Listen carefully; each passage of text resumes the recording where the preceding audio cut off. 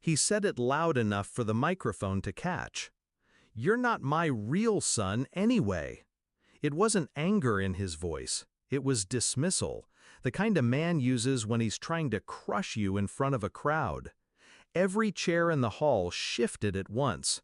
Gasps, murmurs, someone's champagne flute clinked against the floor. I smiled.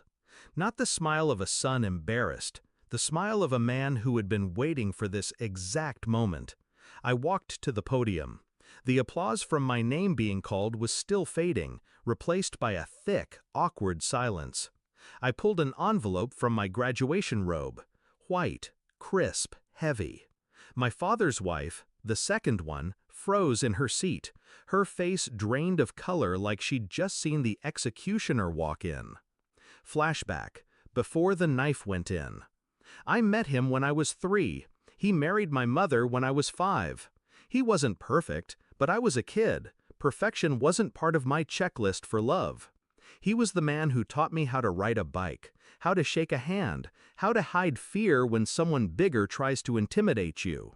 I believed in him. Even when he left my mother for the woman now sitting in the front row wearing pearls that didn't belong to her. I still showed up for him. Birthdays, Christmases, even when my seat at the table felt more like a courtesy than a welcome. But something shifted 2 years ago. The first cracks. It started with the little things. A missing invitation to his company's annual dinner. A forgot to mention about his vacation trips. Her, the second wife, calling me your father's son instead of just son. Then, a month after my 21st birthday, I stopped by his house unannounced. I heard them in the kitchen before they saw me. Her voice, "Once he's out of college, you're done with him. No more money, no more handouts. He's not even—" Silence. My father's voice dropped low, but I still caught it.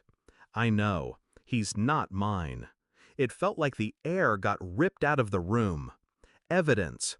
I didn't storm in. I didn't ask questions. I just walked away. And that night, I started digging. 1 month later, I had it. A DNA test he didn't know I'd taken, from a stray glass he'd left at my place. I wasn't his biological son. But that wasn't the betrayal. I'd always suspected. The real betrayal was in the bank statements, property deeds, and the transfer receipts I found when I hired a forensic accountant. Money siphoned from my late mother's estate, the one she left in my name, funneled quietly into accounts under his wife's maiden name. My mother had trusted him to manage it until I was old enough. He'd been bleeding it for years. The shift. I could have gone to the police right then, but that would have been quick, quiet, and quiet wasn't what I wanted. I wanted him to lose what he valued most, control. So I waited. I finished school. I smiled at family dinners.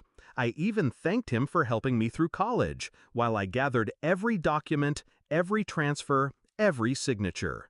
By graduation week, my case was airtight. Back to the stage. I set the envelope on the podium and looked straight at him. I was going to use this moment to thank my father, I began, but it seems the man in that seat just made a point that needs answering. His wife shifted uncomfortably. "This envelope," I said, holding it up, "contains proof of who I am, and proof of what the two of you have been doing for the last 8 years. The audience stirred. I pulled out the first sheet, the DNA report. I read the conclusion aloud. Probability of paternity, 0. I let it hang in the air. His shoulders squared like he was bracing for impact.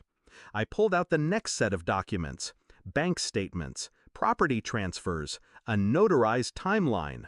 "This," I said, "is the trail of my mother's money. Every cent she left for me, sitting now in accounts under her name." I pointed to his wife. Gasps rolled through the room like a wave. Her face was paper white. His jaw tightened. "Ha ha ha, the kill shot." "You taught me something important, Dad," I said, my voice steady. "Never start a fight you can't win."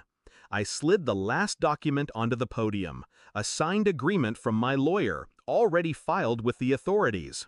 As of this morning, your assets are frozen. Your accounts are under investigation. Oh, and the house? I smiled.